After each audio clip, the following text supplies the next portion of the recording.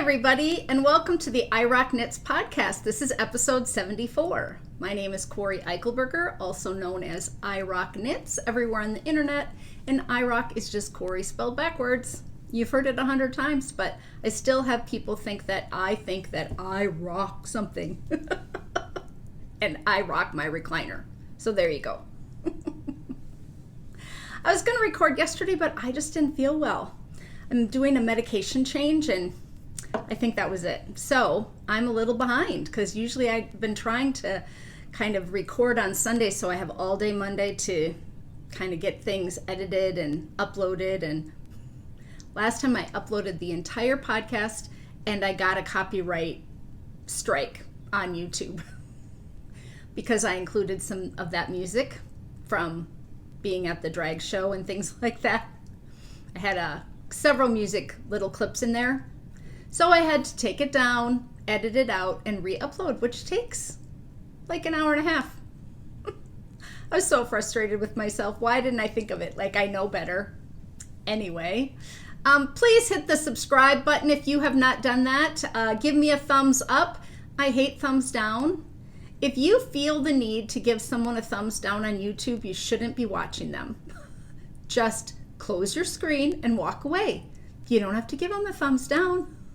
So just give me an extra thumbs up this week, will you? It'll just make me feel better. What am I wearing today? This is my cropped cotton Cardi. This is a free pattern on Ravelry in a poorly written one size free pattern from 10 years ago. But it is soon to be updated and upgraded with new yarn, new checklist style pattern, and all the sizes. So I'm doing a couple of collaborations and I'm reaching out to some people. I'm also doing kind of some submissions to a couple of different companies right now. And so I'm hoping that I can get this one out this summer because I know some people have been waiting. I think the size that I have it in is like a 38-40, so it's not very size inclusive. But it was back in the day before I was writing knitting patterns for publication. So there you go. I also am wearing my masterpiece t-shirt with the little knitting needles, and then it says masterpiece, like peace. So I put it on underneath there. It's a little cloudy and overcast here this morning, and so we did have the air on this weekend, and so it was chilly. So I thought, I'll put on a long sleeve t-shirt and grab a little sweater so I always get warm once I start podcasting, so that's good. All right, I have a list of audiobooks for you this week, and the first one is called Nothing to See Here by Kevin Wilson. This was the most interesting book. I don't know who recommended it. I think I saw it on Instagram. If one of you did, let me know. I'm just going to read you the description because I have a hard time defining what this book is. I really enjoyed it. It's Kevin Wilson's best book yet, a moving and uproarious novel about a woman who finds meaning in her life when she begins caring for two children with remarkable and disturbing abilities. Yes, they are remarkable and disturbing. So you have to suspend disbelief a little bit on that. Lillian and Madison were unlikely roommates and yet inseparable friends at their elite boarding school. But then Lillian had to leave the school unexpectedly in the wake of a scandal, and they've barely spoken since, until now, when Lillian gets a letter from Madison pleading for her help. Madison's twin stepkids are moving in with their family, and she wants Lillian to be their caretaker. The premise is fascinating. The story is weird, strange, unbelievable, but I really enjoyed it. It was a super fast read. It was about 7-hour book, so I did it in a period of like 2 days. I really couldn't stop listening.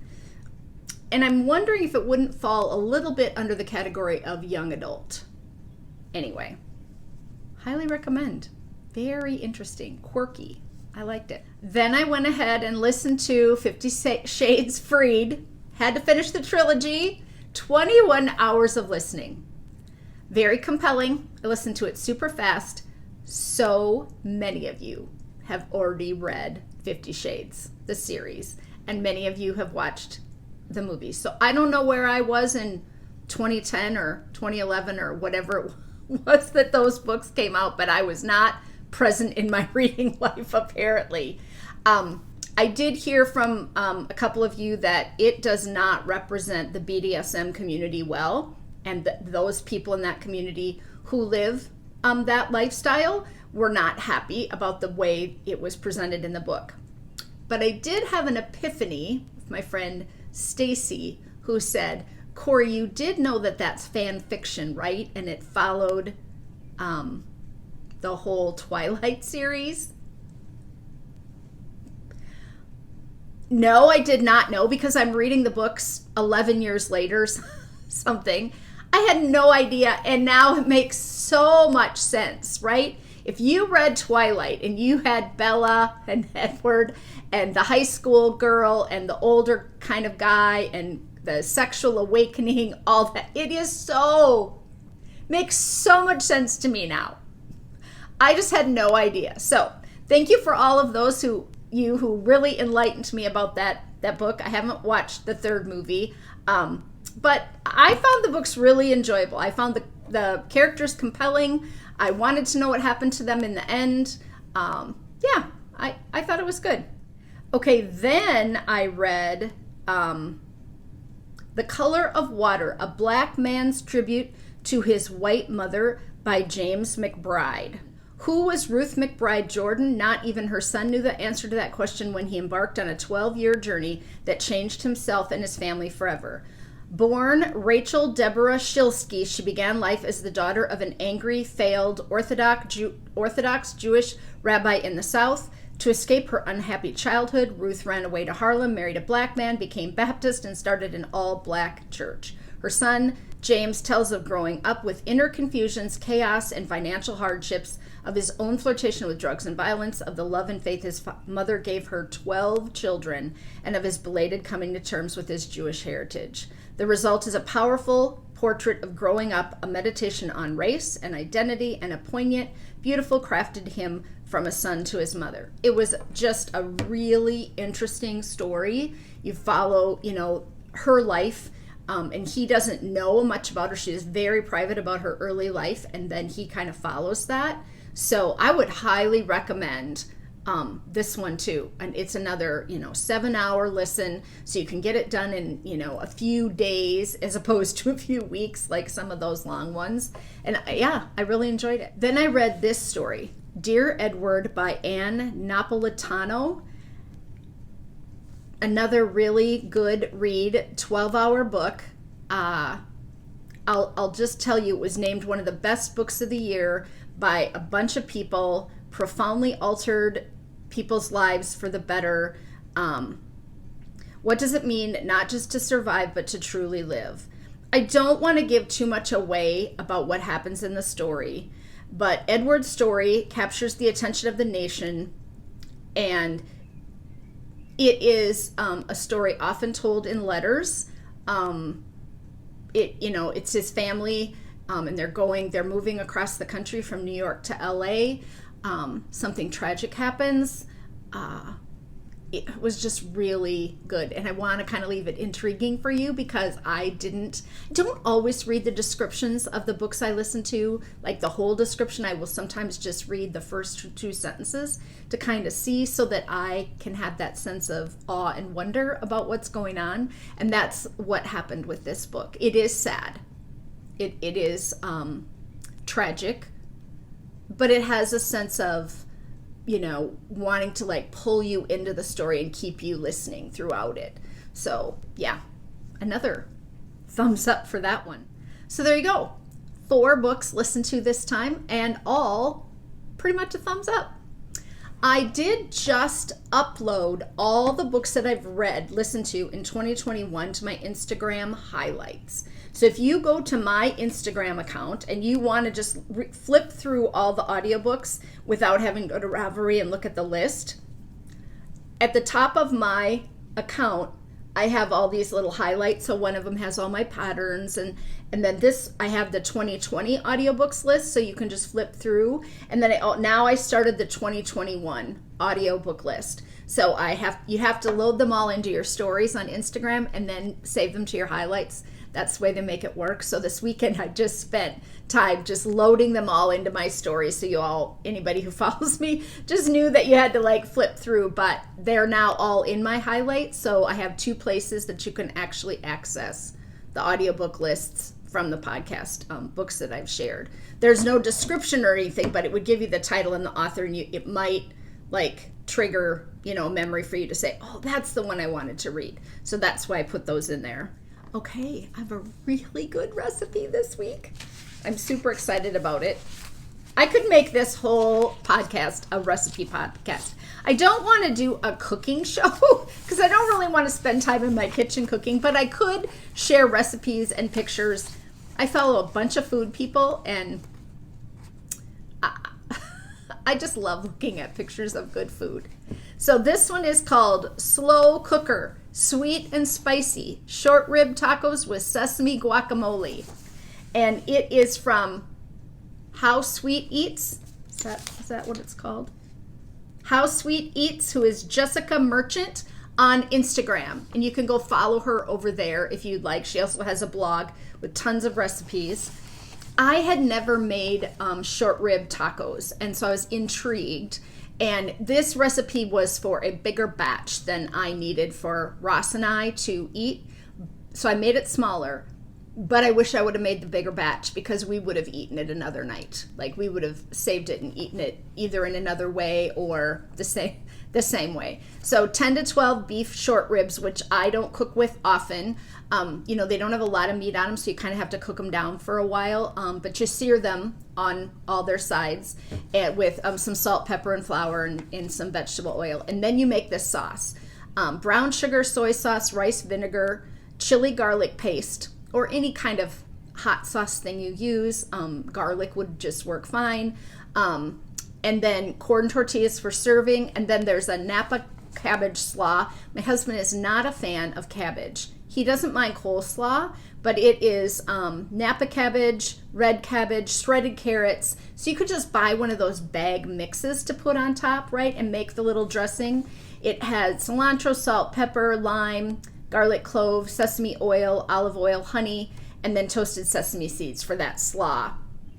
And then you also have a guacamole recipe in here, which is just avocado, sesame oil, sesame seeds, lime, salt, and pepper. So any guacamole recipe that you love would be great for this. And then you just pour the mixture over and set the slow cooker for 8 to 12 hours. And then you take it out. You keep the juice and you place the ribs on a plate and let them cool. And then you just pull the meat off the bone. Discard the bones. I always have Ross do the shredding. He doesn't mind doing it. It always used to hurt my thumbs to use the forks and stuff. And I usually get the mixer out and just use the mixer for shredding my chicken, like if I have big chicken breasts, because it works so slick. And if you haven't seen that, I have that back in my feed, using a mixer to do your shredding. But he doesn't mind, so he did it real quick. And then we heated our tortillas in a pan. The flavor on these short ribs was delicious. I eat short ribs sometimes when we go out because I love mashed potatoes. Confessions of Corey, the foodie. And so sometimes they'll serve short ribs on mashed potatoes, and that sauce is on them. This was sweeter, richer than some of the sauces I've had before. Highly recommend. It's an easy recipe to throw in the crock pot early in the morning, other than that searing the chicken. And you could certainly use your Instapot to make the whole process go much quicker. So recipes as usual are on the Ravelry page. I also list them in the show notes below, and then you can copy and paste the title into a search engine and it'll come right up. But if you just Google slow cooker, sweet and spicy short rib tacos, I think it would come right up for How Sweet Eats. She's got some great recipes. I would recommend following her. I have tips and tricks. I have mostly tips this week. Things I've found that I've been meaning to talk to you about, and I have some pictures, so I got to dig here from my stack of papers. I was on Etsy looking for something this weekend, and I came across this Etsy store, Max Carpet Bag Works, and the glorious carpet bags that this guy makes. Oh my gosh, they're stunning. I have a carpet bag and I love it. It's beautiful. I bought it at a festival years ago, or I saw it at a festival and then I came home and ordered it. But these tapestry fabrics are also made into small size purses and tote bags, which would be perfect for a knitting project. And he also has little like wallet ones where you slide your phone in and have a little like wrist strap. He had a ton of different. So take a moment, pause the podcast. If you're on your iPad, just pause the podcast. Go over and go to Etsy and put in Max Carpet Bag Works and scroll. The fabrics are beautiful. He doesn't have a lot of orange. And if I order one, I might ask him about a custom order. But the tote bag, leather handles, really pretty. Different than your typical, cotton drawstring or zipper bag that you would have. I just thought it was fascinating. He's only been in business since 2019, and I think what happened is during the pandemic, he ramped up his sales, because it looks to me like from his, the announcements that people make on their pages that he in 2020 really, and he's got hundreds of stuff to choose from. I do think they're made to order, but they probably have, my guess is they have, production, and so that they make them quite quickly.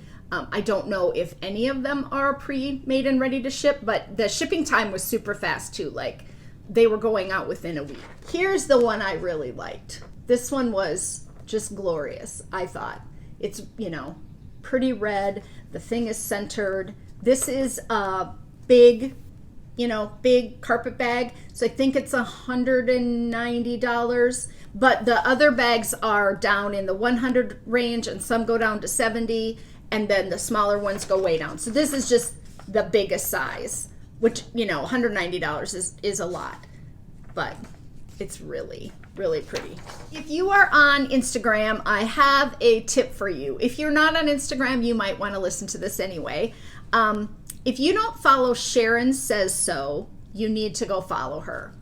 It is Sharon McMahon. She lives in Duluth, Minnesota, and she used to own 3 Irish Girls. And she is a high school government teacher. And during 2020, she started educating people on how our government works, how things happen in the world, how some of the law cases that are happening, the Supreme Court, the states, the presidents. And she's funny. She's really funny. As a side, I think she was asked because she has a big following, if she would do a clothing box, right? And so they sent her these clothing, and she's like 6 foot tall and nothing fits her, and she still tries it all on, and it's hilarious. So every time she gets one of these boxes in the mail, she'll do a try it on and say, nope. You have to go see and watch her. But she teaches classes, so you can sign up for $5 or $10 to watch her classes, and they're like, I think one was this weekend, Friday night, for 2 or 3 hours, and people are raving about her ability to teach all these different things. She's just very clever, very smart. She has those ask me anything questions, but people are asking specific questions about things they want to know, not about her, but about things she's very knowledgeable in. They lived in Washington, D.C. for a while. People who are conservatives think that she's a conservative. People who are liberal think she's a liberal. She walks a fine line down the middle and doesn't lean one way or the other. She presents facts and information, very straightforward. I just really love her. I think she's great. But this last week, she did do you want me to talk about something serious or something fun? Do you want to learn something fun? And people chimed in. It was maybe Friday night. And so she did a thing about fiber because she has a knowledge in yarn. I mean, she does have one of her highlights is about yarn, but she posted 4 slides in her stories. She posts a lot more in her stories every day than she does in her feed, and she does have a blog. So if you're not on Instagram, you can go over and look at her blog and see her information over there. But she said vicuña, which is a South American camelid and a smaller relative of llamas and alpacas. Its wool has a micron count of about 13, and then she has a picture. And then she said there are 3 fibers that are even softer than cashmere. Angora rabbits, no, they aren't killed for their fur that is made into yarn. The micron count of Angora is around 14. And then the third one, so she did Angora, vicuña, and then Kiviat. And the softest and the warmest fibers on earth is Kiviat, which is the downy undercoat of the Arctic muskox. It has a micron count of 12. Musk oxen are actually relatives of goats. Animals like cashmere goats, which is where cashmere is from, Angora rabbits, vicuñas, and musk oxen can't be shorn like sheep can.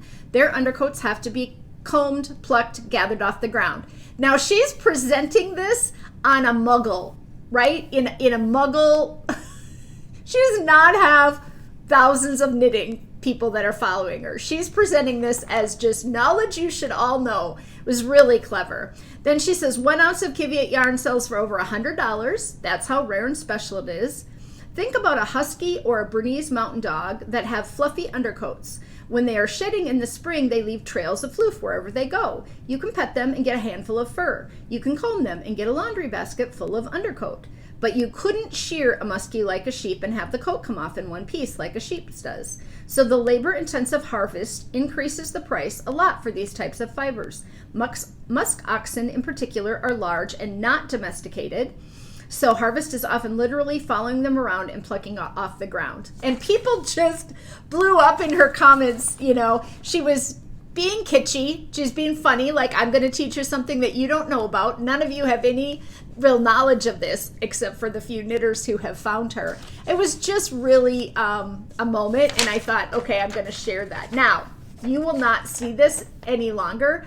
I don't think she probably saved it to her highlights from her story, so it would be gone in 24 hours, but go give her a watch. You will learn something every day. She loves whales, sea animals, lots of animals. But the thing that I have been most admired about what she's doing is she's using her following to collect money to give to people in need. Like, she found out that there was a teacher, I think single teacher with 2 young children with cancer, who is getting treatment and trying to teach and can't afford to take the rest of the school year off. This was back in April, because she's taken all of her available sick days. And so she just said, hey, I'm going to teach this class. The class, you can go for $10 or $5. All the money is going to this person. And then people said, hey, what's her Venmo? What's her PayPal? And she said, I'll ask. And she got it. And people, I think they raised $100,000 for this woman so she could stay home, get her cancer treatment, be with her children, you know, right? Like, and she's done that over and over and over, a number of times, where she's just using her platform in a really positive way and not to make money. And her husband has some type of illness. And so it warmed my heart that there's someone out there that's providing information, fun, clarity, and then giving the proceeds away. And she has on her Instagram the highlights where money has gone and how much people have donated, and it's an incredible amount of money. So I just want to spread her gospel. And then I have had a form in my podcast notes to talk about for a number of months here, and I just decided, you know what, I'm going to do a little research and I'm going to share it with you all. So this is the original post that I printed from Instagram and stuck in my folder, and I don't know how long ago this was, but someone was looking for alternatives to superwash yarns. And this came up in my feed from Knitosophy. And it says, apparently there are alternative coatings to superwash that are organic, such as those offered by Tanis Fiber Arts and O Wool. And so someone asked, do you know of other organic options for coating wool and preventing felting? And there was a ton of information on the internet about this, but I don't think it's something that we all are super aware of. So I found 3 articles, and I'm going to link them all in the show notes. This is from Dunkel Garoon, who has a podcast, and I have referenced her before, but in one of her podcasts, she talked about the standard superwash process, which is called Hercosett treatment, and explaining how it changes the wool fibers and why it is bad for our environment. It has to do with chlorine, bleach, and plastic. So, super harmful to the environment when you're buying superwash yarn. It's beautiful to look at, all the dyers dye with it, but it's really harmful. So, there are several alternative treatments to increase the washability of wool fibers without the use of environmentally hazardous chemicals, especially the EXP process, which is the process that all manufacturers use to make, some manufacturers use to make wool into superwash wool. Many knitters who want to make conscious choices with their yarn purses are putting many hours of hard work into their knitted pieces, so we want to wear our finished garments happily and proudly without feeling guilty. So on her site, she has eco-friendly superwash yarns, a list, and I printed them for future reference for myself. But the thing that I liked about this is she's in the UK, so hers are, of course, referencing that. So she has this whole list right here, but then she puts a list of non-superwash wools, and then she has Germany, Denmark, Finland, France, Ireland, Norway, Portugal, the UK, Canada, and the USA, all listed for us. So quickly, the USA, Abundant Earth Fiber, Brooklyn Tweed, Elsa Wool Company, Fiber for the People, Green Mountain Spinnery, Moonstone Dye Works, Noble Character Crafts, O Wool, Oysters and Pearls, Quince & Co. So that was her list of U.S.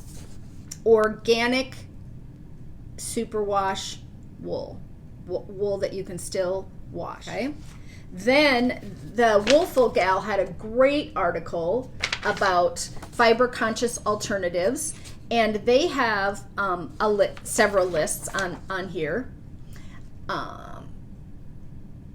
My favorite fiber-conscious yarns, including breed-specific and single farm yarns, Beaver Slide Mule Spun Yarns, Swan's Island, Ton of Wool Cormo, Twirl Yarn, O Wools, Elsa Wool, Insouciant Fibers, Quince & Co., Brooklyn Tweed, Retrosaria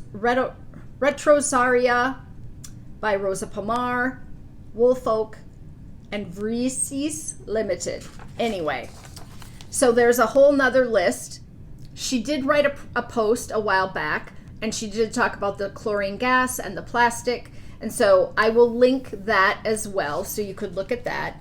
And then Making Magazine has a list of the only yarns that they will allow their designers to work with. They have to be organic, sustainable. We're thrilled to be working with these fantastic yarn companies that share our ethos of producing natural, sustainable yarns in a transparent and ethical way. I didn't know that. I have some making magazines, but I didn't know that was a stand they took. So I wanted to share that as well. So I'm not trying to make anybody feel guilty about the glorious superwash wool that we all own. But in amongst this, I also have some O Wool and some Brooklyn Tweed and some natural fibers. And Leading Men Fiber Arts has a non-superwash wool. I mean, there are lots of companies, because I pointed, theirs is right there too.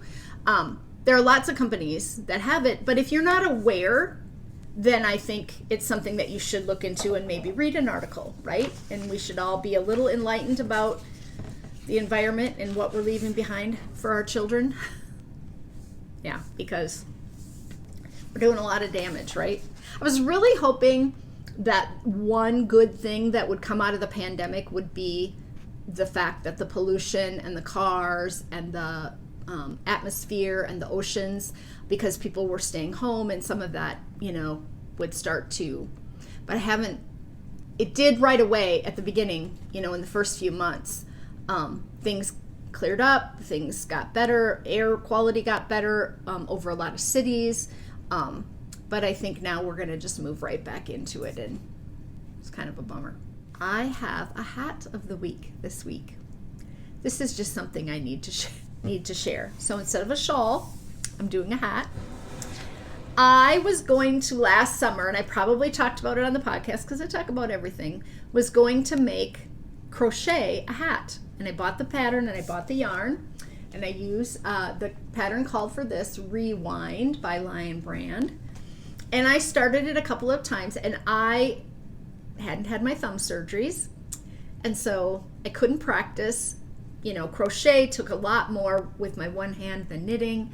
And so I got my circle started at the top of the hat a couple of times, and then I just put it in a bag and put it away. It was knit at a denser gauge than I was able to do. So this winter, when I was looking through project bags and trying to see what I had this Cleo hat brim pattern. Cleo, what's it called? Cleo Wide Brim Fedora by Jess Coppom in Lion Brand Rewind Bulky 5.5 millimeter hook, L, size L. And I have a sample knitter, test knitter, who does a lot of work for me, and she's amazing. She has an Etsy shop where she has a lot of medical devices because she has a sister who has to have tubing and feeding and that kind of stuff. So Christina makes a lot of that kind of project, and she was making masks, but she's also a knitter and a crocheter. And I was sending her something to knit as a sample, and I said, would there be any chance that you would have the skill set, because I've never asked her to crochet anything for me, or the willingness. And so she said yes. And I said, this is no hurry. Like, put it at the back of and it came in the mail, and I'm so excited. Look at this hat. Isn't it awesome? So it is soft and pliable, right? But this is the part that I could get kind of started, but my gauge just terrible. Christina added the grommets, and I was so impressed. There is a piece of wire that goes in this section, and she got her stuff from here. She ordered it, which I told her she didn't have to do. Humboldt Haberdashery, Contemporary Millinery Supplies. So this is just a piece of wire that you crochet around for the edge. You can leave the hat floppy, you don't have to put that on, but she asked me, and I said, well, yeah, if it could, it could still fold up.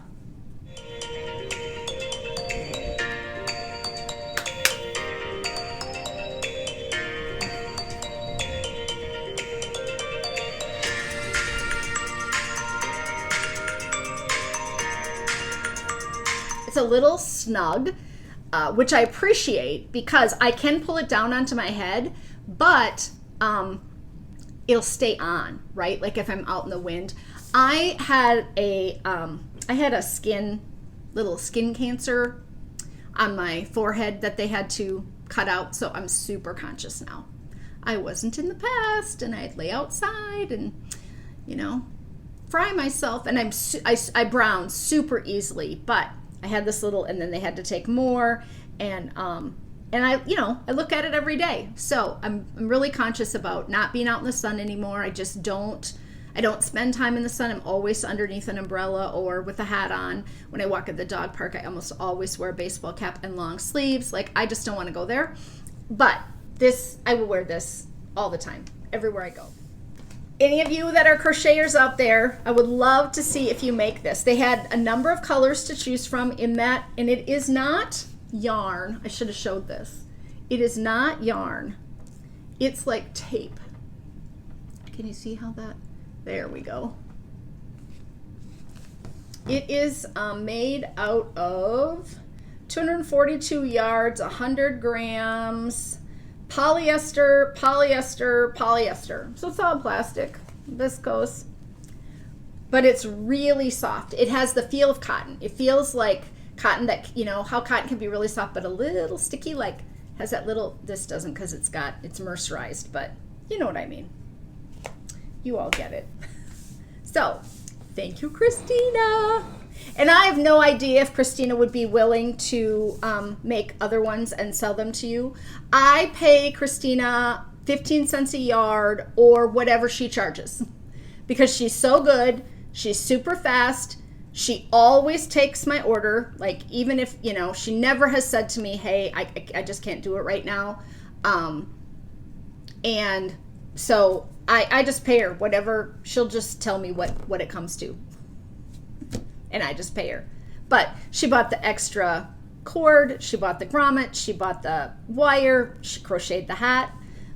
I'm going to say I think she charged me $50, maybe not quite $50, because she also shipped it back to me, right? So, like,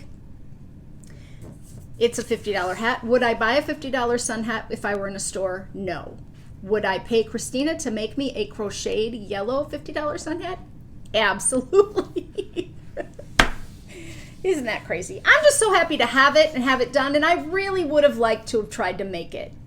But I don't think it should be one of my first hat projects, right? Like, I still have to get my crochet skills down on my blanket better for let's do the sweaters of the week this week. I have a surprise for you this week. Neither one of these are going to be sweaters that you're ever going to want to knit, but I'm going to show them to you real quick. These are my first 2 ever sweaters. I went to the basement and I dug them out. This is the first sweater I ever knit, and then I didn't knit for a while, and then this is the first sweater I ever knit after I came back to knitting. You would think this would be my first one because it's homelier. No, actually, this was my first one that I knit, and I'm thinking about 1984 or so when I first learned to knit when I was in college, and I've told you all that story. This pattern is not available on the internet that I could find. I have a scrapbook of everything I knitted for the first 15 years of my knitting life. I scrapbooked it all. Now it's all, you know, once Ravelry came around, now it's all on Ravelry. So this project is on Ravelry. It's called Corey's First Sweater. And I knitted out of Bernat Dreamspun. And the Bernat Dreamspun was 70% angora and 30% wool. Now, why you would knit your first ever sweater out of angora, number one, spend the money back in the day, and in sport weight, and seamed, pieced, but I love it. I mean, I love that that's what I did. It was a twin set, so it had a cardigan and this sweater underneath, and I didn't knit the cardigan. There's a possibility that down in a box in the basement somewhere I have the original book or pattern, but I doubt it. I think I would have come across it in a couple of the moves, but I do have some 3-ring binders and stuff in a box that it's like a box labeled, Corey needs to go through this stuff someday when she has nothing else to do. Do you have boxes like that? But you know, it's got 1x1 ribbing, and then you know, it's got a side seam, and the shoulders are set in. I mean, set in sleeves. I'm just so impressed that I took that on. But I knitted on straight needles because back when I learned to knit, circular needles were in existence, but no one was really using them yet, and designs weren't designed to use them. Like they were available at that time, but I learned to knit with a straight knitting needle tucked under my arm with the knitting hanging, you know, down, and then you would just kind of hold your knitting and the other needle, and so that's how I would have knit this entire sweater. But I'm so glad I still have it. I was knitting this sweater because I remember taking a class to get back into knitting. I remember going over to a local yarn store, which is where I purchased this yarn, was at a small local yarn store in Mankato, Minnesota. So if any of you are watching from the Minnesota River Valley, that's where I went to college. Downtown Mankato had a yarn store. which is now, they have a shopping mall in downtown Mankato and everything. But the Mankato Free Press was downtown on Front Street. I don't know if it still is, I assume. And that's where I worked. So I could go over to this, for that summer, I could go over to this little shop. I'm sure that's where I bought the yarn. And that's where I was taking this beginning knitting class in community ed. And I think she probably sold me the yarn. I don't think she was the one that was teaching the class up at the college, but maybe. So then several years later, I got married, moved to the Twin Cities, and wanted to go back to knitting, and just kind of felt like I needed a refresher. So I signed up for a class at Needlework Unlimited. For any of you in the metro area, it is no longer, they went out of business 2 years ago. And this was when the shop was over off of, that other location, south and not 50th and France. I can't think of it. But anyway, those of you who will know, before they moved north a mile or so, I took this class there. And I believe I took this class with Rosemary. And I think it was a class where you could knit on any project you wanted. And this is labeled Corey's First Cotton Sweater Ravelry. I don't have a pattern. But I do say that I knitted on size 9 needles, so big needles. And the yarn is thick and thin. It's very lumpy. It is like a cotton. And the whole thing is ribbed. And the sleeves are stockinette. And then it is 2 rectangles, front and back, knit straight up, and then drop shoulders. And then these were knit flat and decreased. So, shaped like this, where you just decrease down, I assume. Oh, they could have been increased. I'm not sure if I started at the bottom and worked my way up. But I look at these 2 things now and I think, interesting that I chose brown beige yarn, because I don't think there was ever a time in my life that I enjoyed neutral colors or khaki. But it's just got kind of a boat neck opening, so it would have been like a simple sweater to start back on. And I do believe I also knit that on long straight needles. And I just thought I'll do a little reminiscing and show you what I knit. What I would love is if in the comments this week you would tell me the first thing you ever knit. Tell me, if you used a certain yarn that you remember. Was it an acrylic scarf? Because I think a lot of times they start on scarves. I know a lot of people start a first project and never finish it and then move on to something that they do actually make. But I thought it might be fun for you to reminisce as well. I would love it if you would have a picture of it. You could somehow show me by linking it on Instagram or sending me it in an email so I could see it if you have a picture. Or you could post it in the Ravelry group. You could post a picture in the thread for this episode 74 of your first projects you ever made. Wouldn't that be fun if we could see, I always have several thousand people watch the podcast. So if even some of you would go over and put your first ever project picture in there, I would love to see those. That would be really some special things I have to tell you. Things I don't want to forget, where I jot little notes and stuff them in the podcast folder. Apparently, I'm the only one seeing ads on the I Rock Knits podcasts. That's not true. But I'm seeing ads every single time, and some of you haven't seen an ad yet. I don't understand the algorithm, the what's going on with YouTube. I spent probably a half an hour yesterday doing a creators survey. They were asking really specific questions about YouTube, Instagram, TV, Reels. I think they're just trying to figure out what they're going to do with their platform. They think that IGTV we should be using IGTV like we use YouTube, right? Like I could make my post and do my podcast on IGTV, and I was like, not happening, right? Like I'm not going to switch over. There were just lots of really interesting questions, and it took forever. But I was trying to help. Like I want to know what they're doing and why they're doing it. And I went out and read, and I am, I should be monetizing, and so I'll see about how that's all going to work. Several of you chimed in.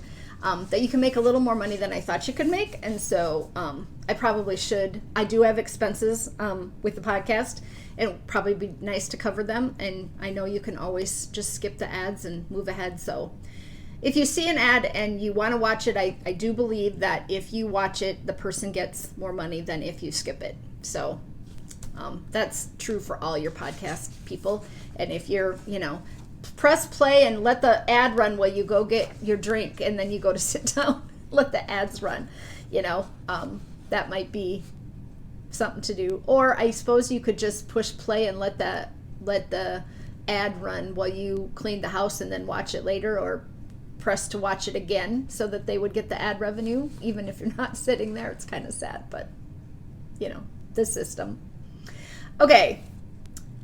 Last time I talked about the drag show that I went to, and they came out with all their new stuff through June, and there's some good ones that they're going to do. They're going to do Dolly Parton, and they're going to do Latin, Shakira, and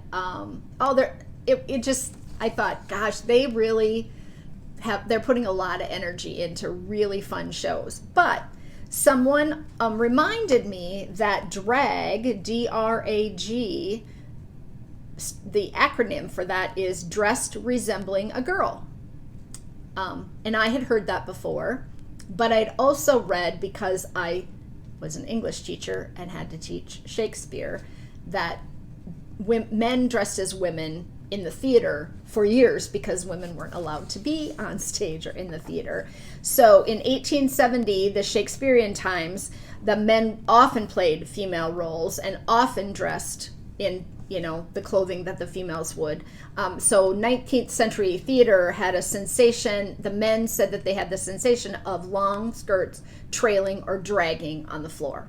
And that is where the term drag came from. And then later they associated it with dress resembling a girl. So someone had chimed in on the podcast comments, and I thought, yeah, I should probably share that, because it's a little piece of information that people probably don't realize or even want to know. Trivia night, right? Something that you'd know. I got a new garden deck planter.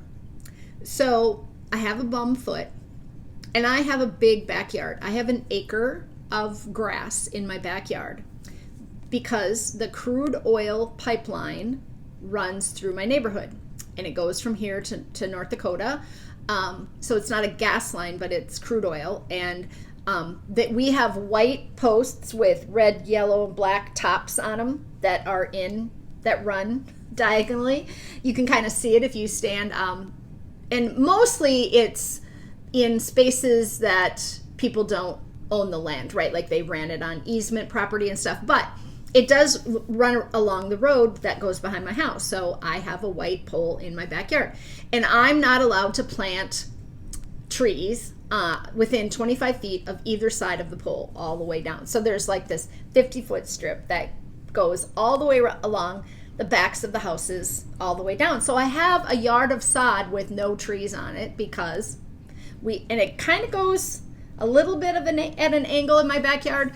I have trees up close to the house, but I can't have trees way back there. Anyway, all that to say, I would have room for a garden, but I would have to put it out a ways on one side of and I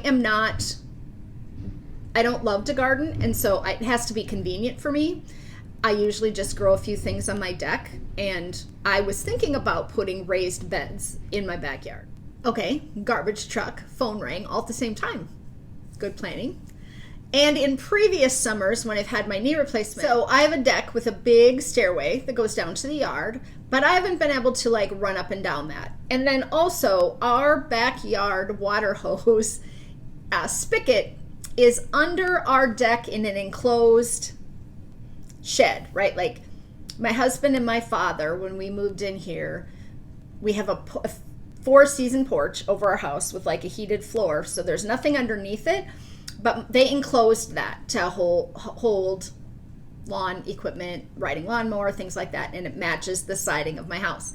But when they enclosed it, The spigot is inside the shed. So it has two big doors with a lock, and you have to unlock it and go in, turn it on, pull the hose out. Like, it's not convenient. I could have that moved. We can run it in the summertime. We can run it out under, so the hose can be underneath because there's a little gap, but the spigot handle is inside.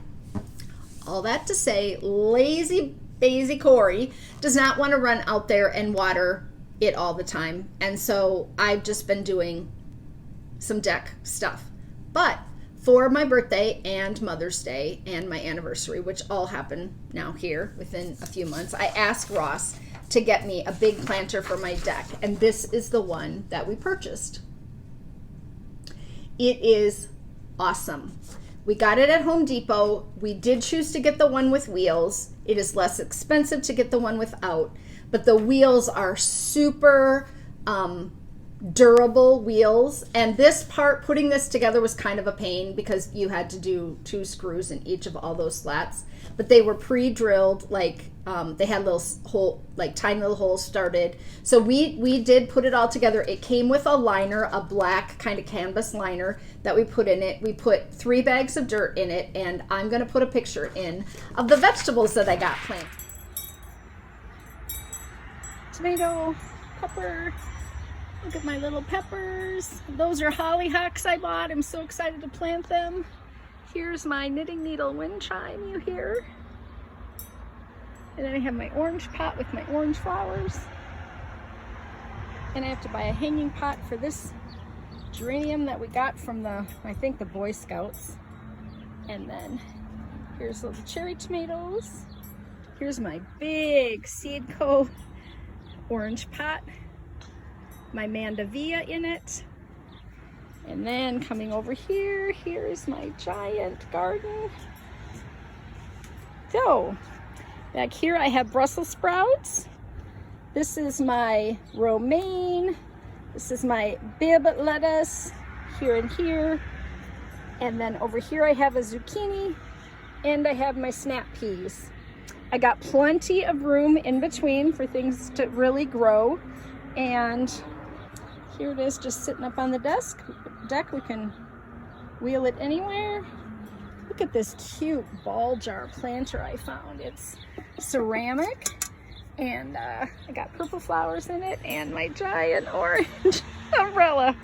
So yeah, all things orange and lovely. But I thought, for those of you who have a small patio or a smaller space, not having to bend down in your garden, having it all be upright, I have to get a couple of little cages. So I'm super excited. We got it. You know, we've had a ton of rain, and it was hot yesterday, so things just are really starting to grow on the deck.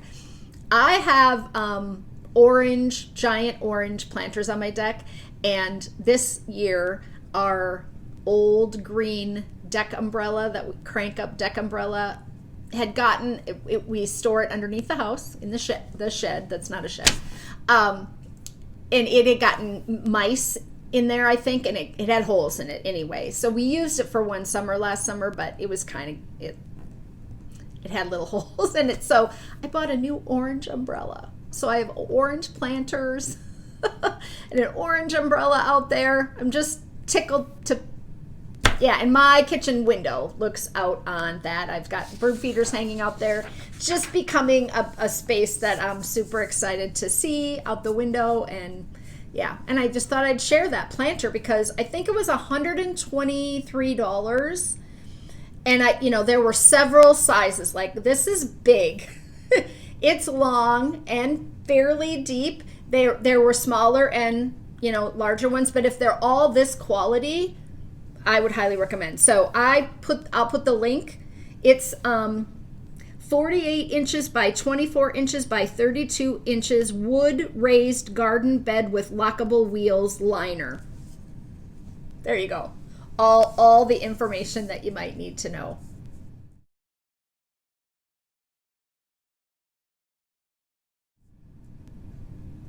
Hey, I have a giveaway this week.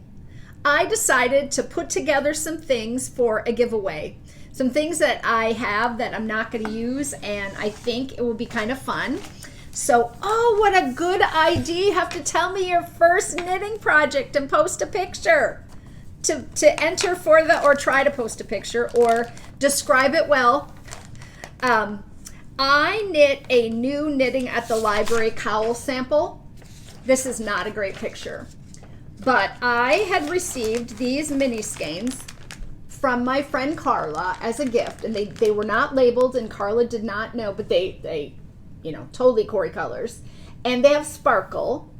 And so when I was knitting up the library cowl, I did each section, 1 inch, 2 inches, 2 inches, 2 inches, 2 inches. And the Knitting at the Library cowl is a sampler, and I sent it over because I had given away a bunch of my sample to my family at Christmas time.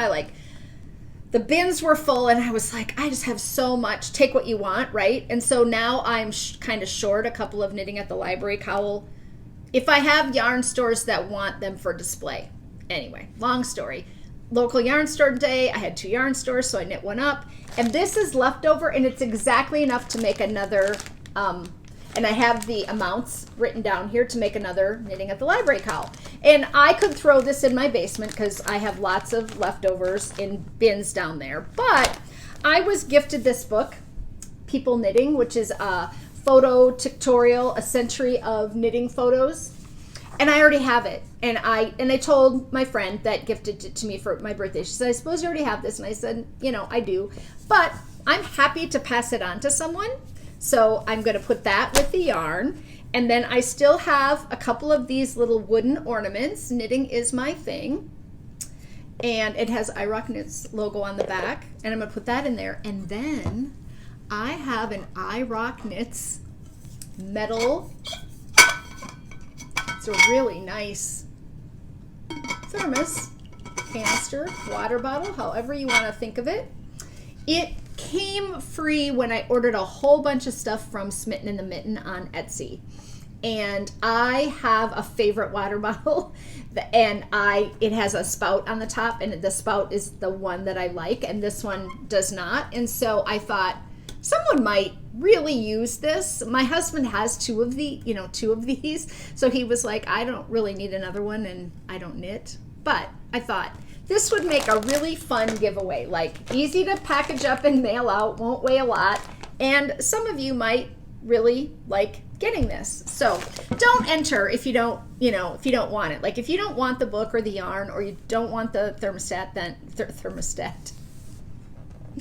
You don't want the little thermos, then just, don't enter. You don't always have to enter for every giveaway. I used to think that every time a podcast had a giveaway, I needed to enter for everything, but some of the stuff I just didn't need, right? I don't need anymore yet. I will post a thread. Tell me your first knitting project giveaway. And then before the next podcast in 2 weeks, I will draw. So probably on that Sunday, and I'll ship that out to you. I thought it would be kind of fun to have a little giveaway for people who watch the podcast. My Corey stories this week is going to be short and sweet. I'm not going to make you cry, and it probably won't make you laugh. But I just wanted to tell everyone that I did go to Sioux Falls on Thursday. Kylie and I drove down in the afternoon. I left from my knitting group, which met in person for the first time in 61 weeks, something like that. We met at a local Med Box Grill in Chanhassen. A new restaurant has opened, and we had lunch and we knit, and it was so good to see everyone. It was really strange. But then I came home and Kylie was here, and we left and we went to Sioux Falls. It's about a 4-hour drive. So we saw my mom and dad and my brother and sister-in-law and my niece. Mom and dad are doing fine. It's hard to see them age. I think it's hard for them to age, right? They both have some aches and pains right now and things going on. But I stayed up till midnight with them that night, just chatting away. They both were like, it's fine. We don't sleep that well. And we got up the next morning and visited a little bit. And then we went to Taco John's for lunch. And I posted a picture of me sitting on the taco bench. Kylie's like, Mom, taco bench. I'm like, oh, I have to have my picture on that. I wish I would have grabbed my knitting. It was in my purse. My purse was right on my lap, but I didn't think of it. So we had Taco John's, and then we drove back. So we were back here, by Friday night at 5 o'clock. It was just a super quick trip. Kylie had plans on Saturday. She's starting a new job on June 1st. I'm really excited for her. She got a summer job, and she was so stressed in March when no one was hiring, right? She's going to be a clerk for the Minnesota Court of Appeals. Big news for us. It was super nerve-wracking. She had to be picked from candidates from her school. And then there are candidates from the University of Minnesota, they pick one. And then from St. Thomas Law School, they pick one. And then those 3 candidates go to a committee, and Kylie was chosen. So yeah, for the kid who didn't think she could get a summer job and needed some law experience and doesn't have any yet, because last summer she wrote for a law, what is it called? It's the Child Abuse Project here in Minnesota, but the lawyers have a office, but it's, I guess it's a law office, but anyway, she wrote policy and paperwork. She worked, but she did it all in her apartment the whole summer at home. And so she was, really bummed because she never even hardly met the people that she worked for, the lawyers and the research that she was doing. So she's very excited. Some of the court is in person and some of it is on Zoom. And she will have her orientation on June 1st in St. Paul. And we're just tickled that maybe she too is going to get to crawl out of this pandemic lockdown and get to do some in person, even though some of the court is still on Zoom. So that's exciting. So she was telling, Grandpa and Grandma about her news and how that was going. And we laughed and talked in the car. I told my husband when we got home, we fixed everybody's families on the way home. Everybody we talked about, we were like, well, if they would just do this and they could do this. Just terrible, right? Like you start talking about people and you're like, I know, gosh, it's too bad they can't. And then you assume that you could make a fix for something that's going wrong in someone's life or whatever. It was really sad. And Ross just laughed. He goes, get you two together and you think you can solve all the world's problems. I said, we totally did. In the car, we laughed and yeah, we shared driving, which is so nice, right? I drive for 2 hours. She drives for 2 hours. Wyndham is halfway. Hi to any Wyndham folks here. And then so I can knit for a couple of hours. And yeah, it was a very quick trip down and back. I'm glad I got to go. It kind of came about at the last minute and I was like, okay, yeah, we can make this work. But I was excited to get back because I have lots of collaborations coming up with you. So I want to quick tell you that if you have not seen it yet, or you don't follow her on Instagram, which you might not, Muse2320, Sarah is a yarn dyer who has a small alley shop, really narrow, long space that I assume at one point in Hastings, Minnesota was an alley, where she has a little yarn shop. And she posted some yarn on Instagram and said that she was donating the funds raised, $5 from each skein of yarn, to the Trevor Project. And when I saw the yarn, I was like, that is glorious. I want in. Can I design something? I'm still not sure about.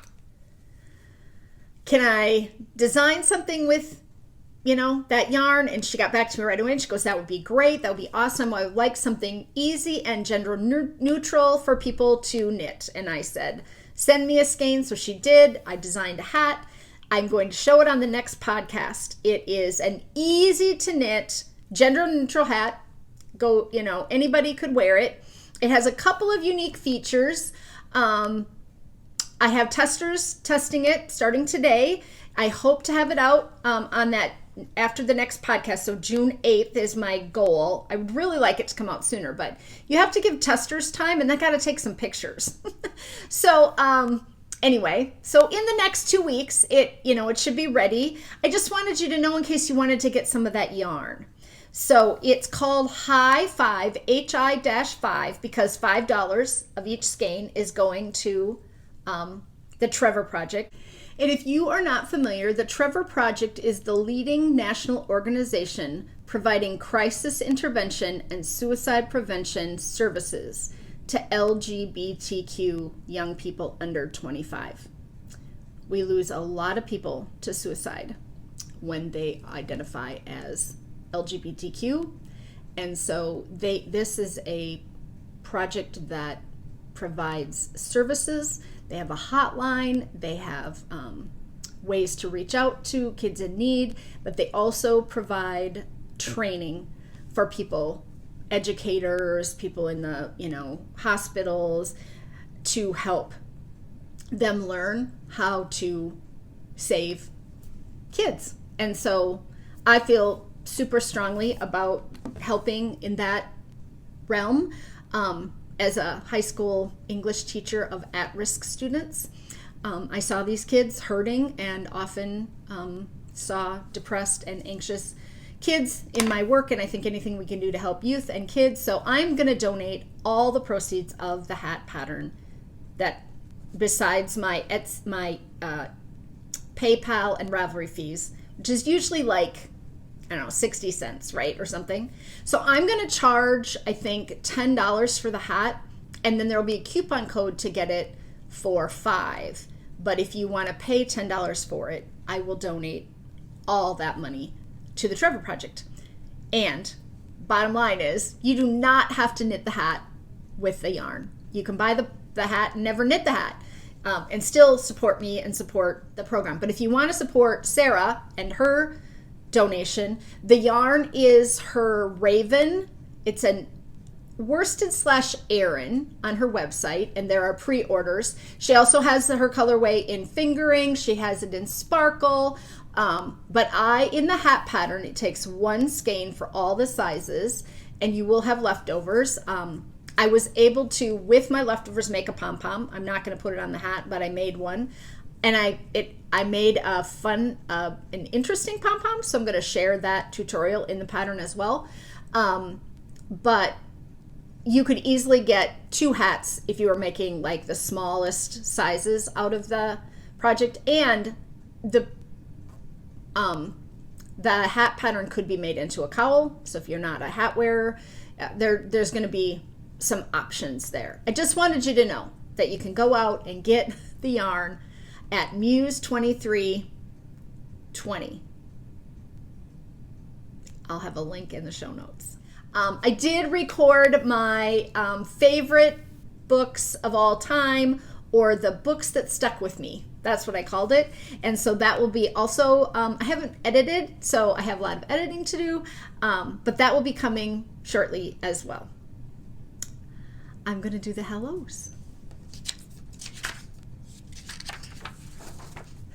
So after last week, I got lots of comments about the 50 Shades book, and you guys loved the Corey stories from last time with Susan and Stacy and the shawl. So I haven't checked in with them, Susan, to find out if she's been able to knit it. So Susan, if you're watching, let me know if your shoulder is allowing you to knit it, or if you've reached out to Stacy. I haven't heard. But hello to Olivia Mankey, N.L. Turcott, Sharon Lau, Linda Lepick, June Clifford, Janet Robertson, Pat Howes, Danielle Brown, Margarita Deverson, Emma Butcher, Crochet Creations by Christy. Go follow her, will you, over on YouTube? Come on. It does not take anything to subscribe to someone. And Crochet Creations by Christy, you should go over and follow her on YouTube and watch her podcast, especially if you're a crocheter. And then Patty Skaggs, Brandy Stoker, Irene, hi Irene, from the 3-Ply Podcast, Stephanie Haberman, Shirley Clute, Christy Lakaitis, Kimberly Redman, who wears the green shoe inserts and says that they saved her. So just so that any of you that were looking at those green shoe inserts that I talked about last time, Donna Gilligan, who said that it was fun for me to reminisce about my high school memories and go on and on about that Pippin shawl and me being in the dance troupe. So thank you for that, Donna. Edie Swartz, Suzanne Selby, Leah of Eventual Knits, and you need to go follow Leah too. We gotta support our IROC knitters, right? people who watch the podcast and comment and come around. So Eventual Knits, that's Leah. Go follow her on YouTube. Valerie Fisher, Jesse's Mom 12. Hi to Joan Howard and Carrie Walden. And to Helen Henry, who both, Carrie and Helen, talked about there are a lot of male dancers in the world, Corey. A lot of young boys dancing at dance companies, and I need to be aware of that. Yes, I'm sure that there are a lot of dancers out there, male dancers out there. But when I was dancing in 1978, not so much. So many of you commented on male guys doing dance. And then the Marie of the World Peas podcast, go watch her. I just watched her last one. Marie is delightful. So if you're not following World Peas on YouTube, I should just make a list of podcast watchers who have their own podcasts. Peggy Bork, Sharon Noonan, Barbara Birch, Catherine Carrick, HBWT40, Kathy Goodman, who is a Pippin fan. She knew the musical Pippin, and so she chimed in about that, which I love, Kathy. Melinda Zaccardi Rousseau, Knit Style Sharon, Terry Monk, Georgianne Braden, Luana Hendricks, Rocky Mountain Penny, who laughs every time I put my butt photo at the end in the credits. If you don't look at all the credits, about every few weeks, I put in my waddle on butt photo, because you know what? I just think it's funny. And if you would have asked me back in the day, Corey, will there ever be a picture of your butt on the internet? I would have said absolutely not, because it's not petite. But me bending over and trying to duck under that Snoopy statue in Stillwater, Minnesota, when I got stuck with my backpack on my back, I put that in with the waddle on. And so she says it makes her laugh every time. So I'm glad you're laughing, because it is embarrassing, but whatever. It is also my butt. It's what I got to sit on. Okay. Hello also to Robin Gasser, Heather Wilson, Connie S., Candy Harris, Kathy B., Courtney Stitches Please, who started a brand new podcast, and it has a lot to do with needlepoint. And her daughter does cross stitch, her little girl. So I watched one of those. I think she has 3 episodes out. Courtney used to have the Stitches Please podcast, and now she's kind of revived it, but it's more stitching. Charlene Richards, PJ Knits, Anissa M., Emily Salpersuth, Cheryl Lacemaker, Lori Friedman, Pamela Henley, Tanya Brock, the N. Aisha, Rio Knits, Francine Lundeen. I get a little tongue-tied every time I do these. Maker 503, Susan Wright, who knits prayer shawls and was going to use the I Will Sit With You shawl as a prayer shawl, which would be perfect for that. So thanks for that, Susan. Rachel Weisenstein, Georgia, Scrap Fair Knits, Susie Fab, and Barbara, who asked me if I said that I went to high school in 1997. And I didn't. I went to high school in 1979. But Kylie was born in 1997. So if I mixed up my years there on the last podcast and you were listening closely and I wasn't, you caught me on that one, because that would make me really young. And I'm not. So that was kind of funny. I was like, oh, did I say 1997 instead of 1979?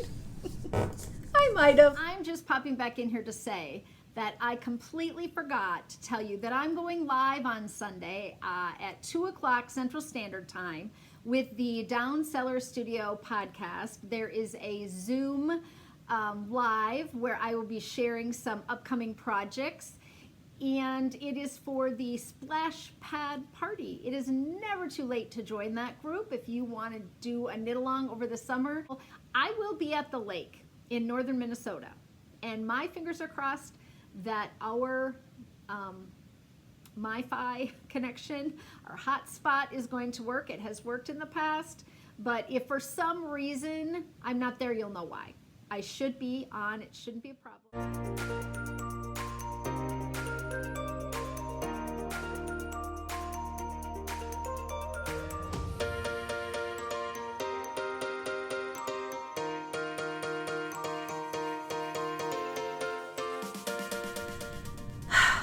Until next time, here's a great big hug for all of you.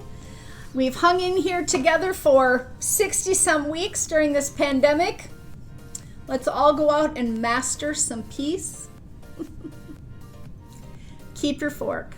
Keep it colorful. Waddle on. Buy the gravy. You'll never regret ripping back. Don't complain with your mouth full. No green bananas. I love you all. Bye. Make sure you subscribe and hit that thumbs up for me, will ya? I really appreciate it.